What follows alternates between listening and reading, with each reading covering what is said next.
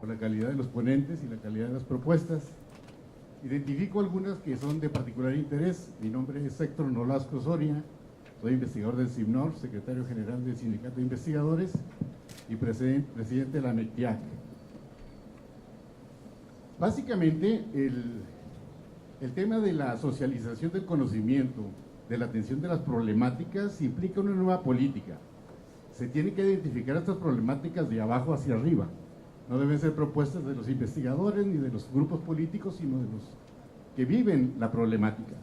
Entonces, la propuesta es hacer ejercicios de consulta que se basen en este acercamiento y generar una cartera nacional de demandas de ciencia y tecnología.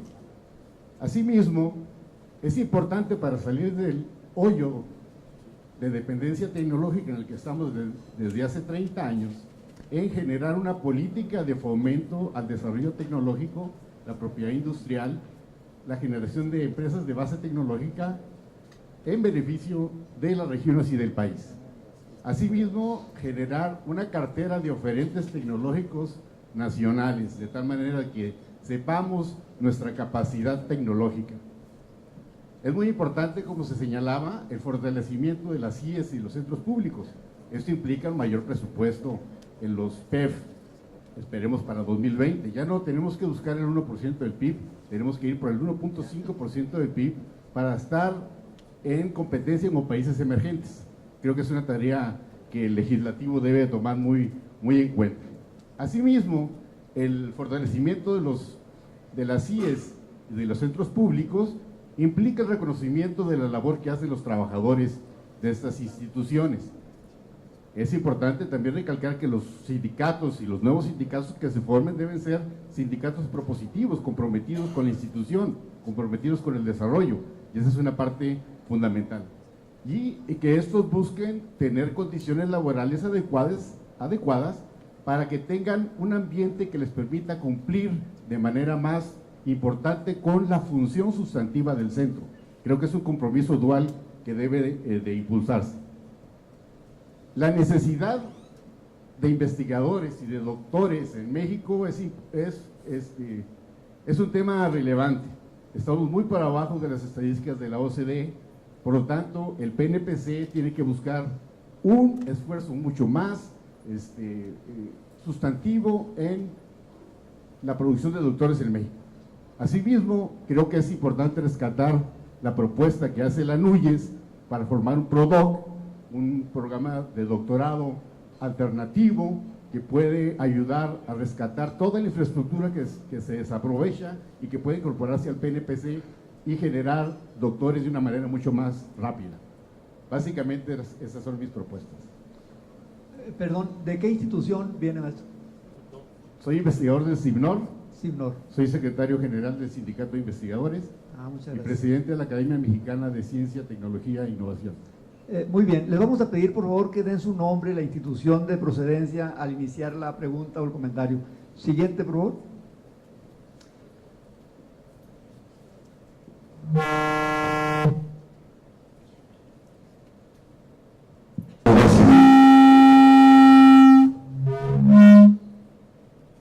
Bueno, sí, muchísimas gracias. Pues muchas gracias por organizar el foro, es muy importante la convocatoria, que estemos todos aquí. Agradecer a los ponentes su participación que orienta la discusión. Yo quisiera, obvio del tiempo, referirme a tres cuestiones muy puntuales. La primera es que hay una reflexión de casi una década de un conjunto de instituciones de educación superior que se ha plasmado en varios documentos y que me parece que son insumos que habría que poner en la mesa para tener esta reflexión, insisto, que no es de una institución y no es de ayer, sino tiene una década que apunta hacia dónde tendríamos que orientar las políticas de ciencia y tecnología, lo dijo muy bien el doctor Merino, que tiene una orientación que compartimos en esencia en lo que él puso con mucha claridad. Es la vinculación con problemas nacionales, es la generación de redes de investigación, es la interconexión con la ciencia global para apropiarnos y utilizar esa ciencia en la atención de los problemas nacionales.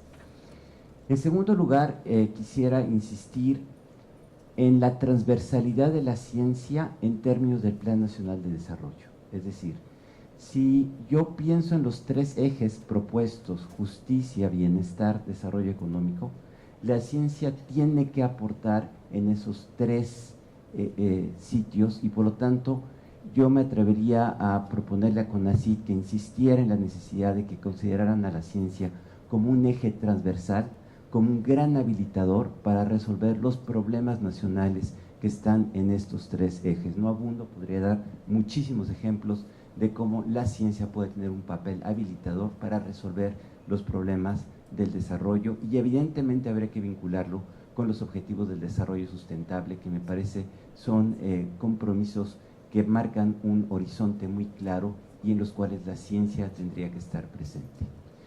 Tercer elemento, que para hacer esto necesitamos incrementar el gasto en ciencia y tecnología, y que entonces esta es una batalla de la comunidad científica de hace muchos años. Tenemos que insistir que, como alguien lo ha dicho, no es gasto, es inversión, y tenemos que, y concuerdo de nuevo con el doctor Merino, bajo principios de austeridad, eficiencia y transparencia, tenemos que incrementar el gasto para poder detonar esta cuestión. No es solo poner dinero, es poner dinero con orientación, con perspectiva, con tiempo, con objetivos claros. En fin, es un esfuerzo de toda la comunidad que tiene que estar planteado en esta dirección. Yo con esto concluyo aquí la intervención. Hemos preparado un documento muy chiquito, muy breve, son 2 cuartillas que pondremos en la mesa, y que básicamente resume esta reflexión que hemos venido haciendo con un grupo de instituciones. Muchas gracias. Muchas gracias, doctor. Sí. Sergio López Ayón, director Sí. general del CIDE. Gracias. Ya está prendido. ¿Está prendido? Sí. Muy bien. Muy buenos días. Yo soy William Lee, soy coordinador de investigación científica de la Universidad Nacional Autónoma de México, y quisiera elaborar justamente en este sentido de las propuestas. Bueno, primero decir que evidentemente al inicio los científicos se llamaban filósofos naturales, entonces yo creo que hay una coincidencia amplia con el asunto. Y agradecer por supuesto a los ponentes y al CONACYT el desarrollo de la mesa. Quisiera poner primero 2 consideraciones generales en el tema. La primera es que la actividad de generación de conocimiento en las ciencias exactas, en las naturales, en las humanidades, en las ciencias sociales y la innovación, remarcando y haciendo énfasis en lo que dijeron algunos de los ponentes en la mesa, pues sí se debe llevar a cabo en un marco de libertad de acción, de pensamiento, de cátedra y con un intercambio libre de ideas. Creo que esto es fundamental. No solo es importante desde el punto de principio, sino que es la manera que se ha probado históricamente que funciona. Entonces, para beneficio de la sociedad en general. Eso creo que es muy importante. Y creo que enseguida de eso, lógicamente se sigue que una modificación o una transformación al marco existente, normativo y operativo, cualquiera que sea, pues debe ser precedida de una discusión muy amplia entre toda la comunidad que es sujeto de estas modificaciones, ya que esta comunidad es la que va a ser la responsable de implementar las políticas acordadas y llevarlas a práctica y aterrizarlas, articuladas por el CONACYT, por supuesto, como cabeza de sector que está al servicio de esta comunidad. El marco vigente que existe al día de hoy me parece que es un punto de partida adecuado para la discusión. Toda ley, por supuesto, es perfectible y ninguna ley que tiene muchas décadas vigente puede uno pretender que no debe ser revisada, pero es un punto de partida del cual ya se opera. En consideraciones particulares, pues yo diría que la generación de conocimiento, como ya se refirió, sí es un elemento estratégico para lograr bienestar para la sociedad. Evidentemente eso es uno de los ejes del Plan Nacional de Desarrollo, y la ciencia, la tecnología y la innovación son un bien público y debe de habilitar estos ejes del Plan Nacional de Desarrollo. El segundo es que la apropiación del conocimiento y de sus aplicaciones pues es un factor de soberanía nacional, y creo que eso no debe de soslayarse. La generación de conocimiento debe estar orientada efectivamente a generar un mayor desarrollo económico y bienestar de la población. El tercero es que esto debe estar inserto de manera transversal con la educación. No se puede pensar en un desarrollo en ciencia, tecnología, innovación y generación de conocimiento sin un desarrollo articulado con la educación. Entonces las políticas que se implementen en materia de ciencia tienen que estar articuladas con las políticas de educación. y esto implica muchísimas aristas, incluyendo por supuesto la estabilización de la carrera académica. En el caso particular de las cátedras que tiene el CONACYT, me parece que ese es un ingrediente que se tiene que poner sobre la mesa de manera muy... El cuarto punto es que el horizonte de la planeación tiene que ser de largo plazo. Las políticas de gobierno tienen un horizonte que está plasmado en el BAC que ya están detrás de ustedes, y eso es la realidad nacional, pero las políticas de desarrollo tienen que tener un horizonte de por lo menos 20 años.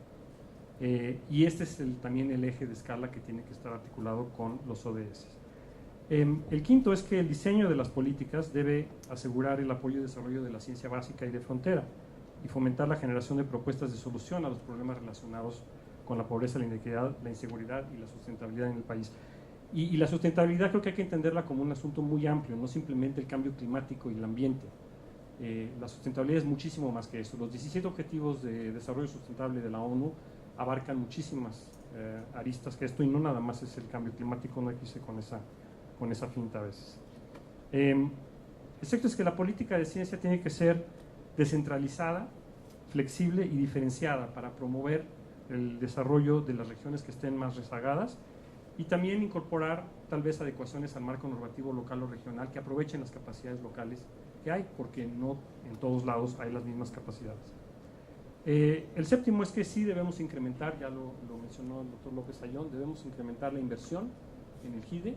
Estamos muy por debajo de lo que se debe de tener, está en la ley desde hace muchísimo tiempo, y yo creo que hay una oportunidad efectivamente histórica de resarcir este asunto. Creo que el punto de la inversión versus gasto es crítico. Nadie aquí, creo, rebatiría que la educación básica, digamos, la educación de primaria, es un gasto. Por supuesto que es una inversión. Y la inversión en ciencia también es una inversión. De ninguna manera creo que debe de verse como un gasto. Me parece que se debe promover la creación de un sistema nacional de centros públicos de investigación con libertad de acción y gestión y un modelo flexible de gobierno que garantice esta autonomía financiera, técnica, de gestión y de decisión. La política de ciencia, tecnología e innovación debe considerar el impacto que el propio cambio tecnológico va a tener en los modelos de producción a futuro. No podemos ser inmunes a lo que va a pasar dentro de 10 y 20 años, y la revolución industrial, la cuarta, está encima de nosotros, y me parece que eso se tiene que ver porque va a afectar el empleo a futuro. Y finalmente, como un catalizador, me parece que los proyectos de infraestructura científica de gran envergadura sí pueden y deben ser catalizadores para desarrollar esto de manera temática, de manera regional, y que puedan contribuir a la proyección nacional e internacional de México en la materia. Muchas de estas cosas, efectivamente, como dijo el doctor López Ayón, no son nuevas, se han discutido en la comunidad desde hace mucho tiempo, han sido plasmadas en varios documentos, el último de ellos el año pasado, que se le hizo entrega de él al entonces presidente electo López Obrador, y creo que hay muchas coincidencias de muchas instituciones, no nada más una, de cómo deberíamos de abordar algunos de estos problemas para efectivamente que la ciencia, la tecnología y la innovación sirvan para el desarrollo del país. Y el último comentario sería una pregunta en el sentido de cómo es que a través de estos foros se podrán aterrizar todas estas propuestas en lo que va a ser la incorporación del Plan Nacional de Desarrollo, que tiene que tener una componente, por supuesto, muy importante de la Secretaría de Hacienda y de otras secretarías que están involucradas en la planeación. Muchísimas gracias. Muchas gracias, doctor. Por favor.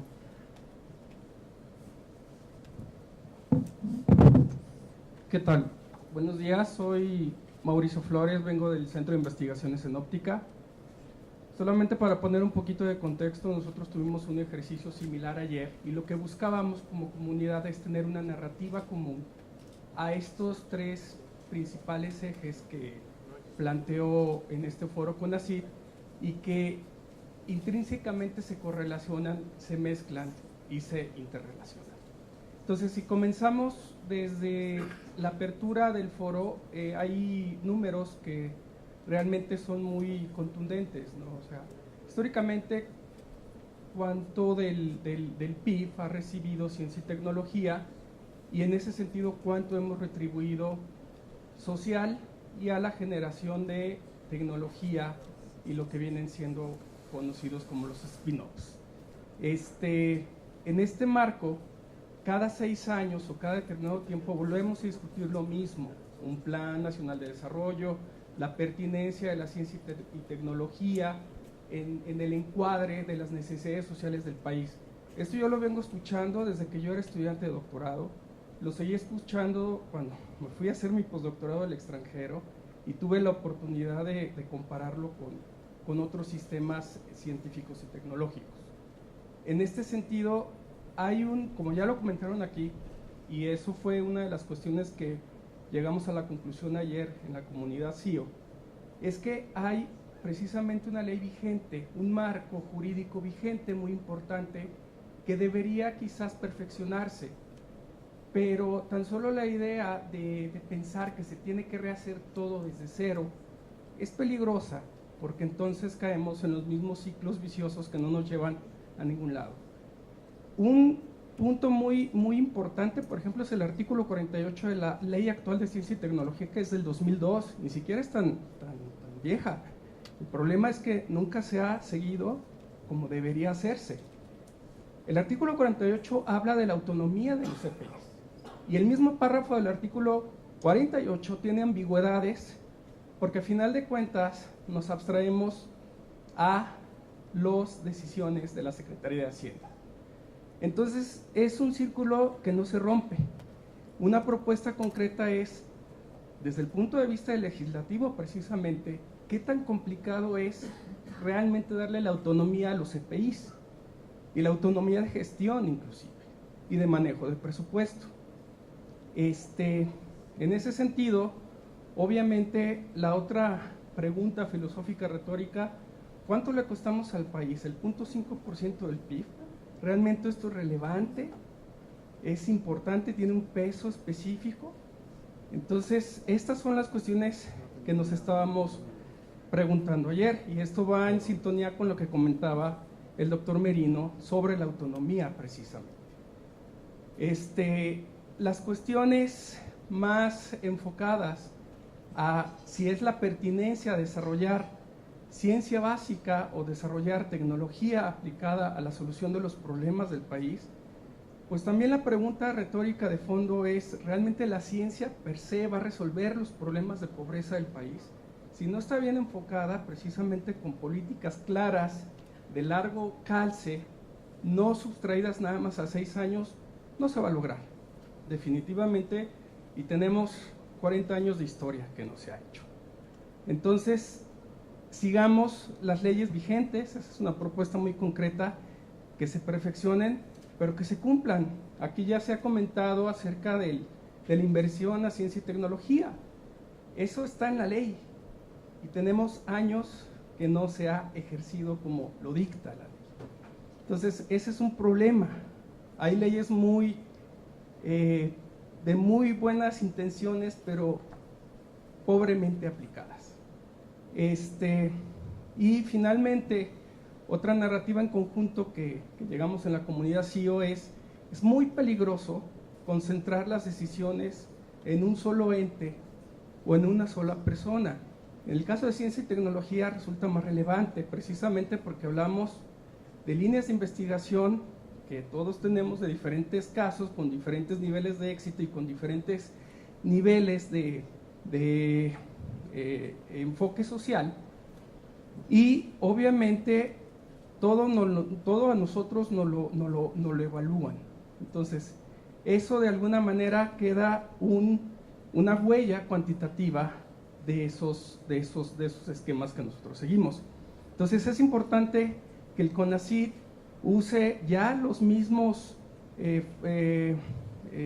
organismos que existen, como la AMC, como el Foro Consultivo de Ciencia y Tecnología y otros tantos, precisamente para conjuntar estos esfuerzos que se pretenden en un Plan Nacional de Desarrollo que a mí no me gustaría que fuera 2019-2024, como ya se dijo aquí, que fuera 2019-2040.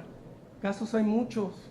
Cuando comenzó CONACYT, Surcorea empezó también su desarrollo tecnológico. ¿Dónde está ahora Surcorea? Tenían una clara idea de primero replicar reingeniería, desarrollar ingeniería y después ciencia. Y otro caso es trillado, China, el mismo, ahora es una potencia tecnológica, como empezó copiando todo, pero no le damos seguimiento a estas propuestas. Y finalmente es muy pertinente la última moción que se hizo, esto realmente cómo se va a ver reflejado en un documento que realmente ahora sí, por ley, se debería de respetar y se debería de hacer cumplir. Muchas gracias. Ahora le vamos a dar la oportunidad al doctor Luis Tamayo, que está ahí en el mezanine, y le voy a pedir a todos, por favor, que sí, cuando mucho lleguen a 3 minutos, porque sí nos está rebasando el tiempo programado. Por favor, el doctor Luis Tamayo. Sí, soy Luis Tamayo de la Universidad Autónoma de Querétaro. En primer lugar quiero agradecer la invitación y felicito la iniciativa de realizar esta reunión con científicos e investigadores de este país. Quiero comenzar a hacer un señalamiento que es importante en la medida en que nos muestra la realidad en la cual nos encontramos. Pues ya muchos investigadores, Bacon, Gladfelder, la misma Naomi Klein, indican que el mundo actual no está siendo gobernado por los estados, sino por las grandes corporaciones. Esto es simplemente una realidad, no es algo que uno se invente. Esto está llevando incluso ahorita a lo que se llama la cuarta revolución industrial, donde los trabajadores ya son innecesarios. Los robots van a sustituir, para allá va la tendencia de la humanidad. Y esto es muy importante porque es enloquecido pensar que los productos los van a producir los robots y ya no va a haber trabajo para la gente, porque la pregunta es, ¿y quién va a comprar esos productos si la gente no va a tener trabajo? Esto simplemente para mostrar un ejemplo de lo que está pasando en nuestro mundo y de estos problemas que ocurren cuando la ciencia y la tecnología dejan de considerar a la sociedad en la cual están inmersos. Entonces, yo pienso, y formé parte del fondo mixto con así el gobierno del estado de Morelos, que esto que se ha denunciado en los últimos tiempos, de cómo las grandes, no grandes, a veces ni tan grandes, corporaciones o empresas, se llevaban gran parte de los proyectos y de los financiamientos en diversos programas del CONACYT, es simplemente una realidad. Yo fui testigo de eso, estaba en las reglas de operación y era lo que se permitía. Y los grandes problemas nacionales, que son muchísimos, ya dijeron el doctor Merino, la doctora Caballero, ya mencionaron muchísimos. Ahorita yo vengo de Querétaro, salí a las 3:45 de allá y llegué a las 9:30. O sea, tenemos un problema de movilidad urbana simplemente patético, por esto que decía muy bien la primera persona que tomó la palabra en las preguntas libres, porque tenemos una dependencia tecnológica fatal. Seguimos pensando que el modelo de Detroit de movilidad es el modelo correcto y no es así, no es así para las ciudades mexicanas.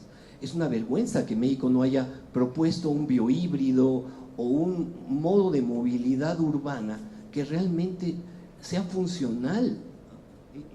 Tampoco tenemos todo esto que se ha anunciado en últimos tiempos respecto al descenso de la calidad alimenticia de los productos, la contaminación con hongos aspergillos en la tortilla. Es decir, hay tantas cuestiones, son tan grandes, tan numerosos los grandes problemas nacionales, que me encantaría que tuviésemos una comunidad científica, que estuviéramos abocados directamente a resolverlos, y no solamente, como está pasando, para elaborar papers, como decían muy bien, publicados en el extranjero, porque ahí es donde es más fácil y además da más puntos, y la nación queda atrás.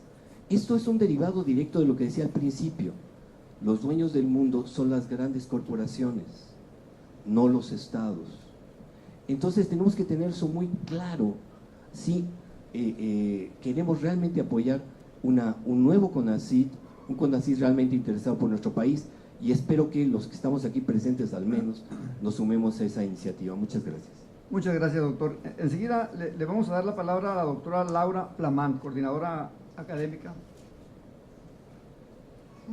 Muchas gracias. Agradecerle a CONACYT que nos haya incluido en el diálogo a la comunidad académica, a la comunidad científica. Soy Laura Flamán del Colegio de México.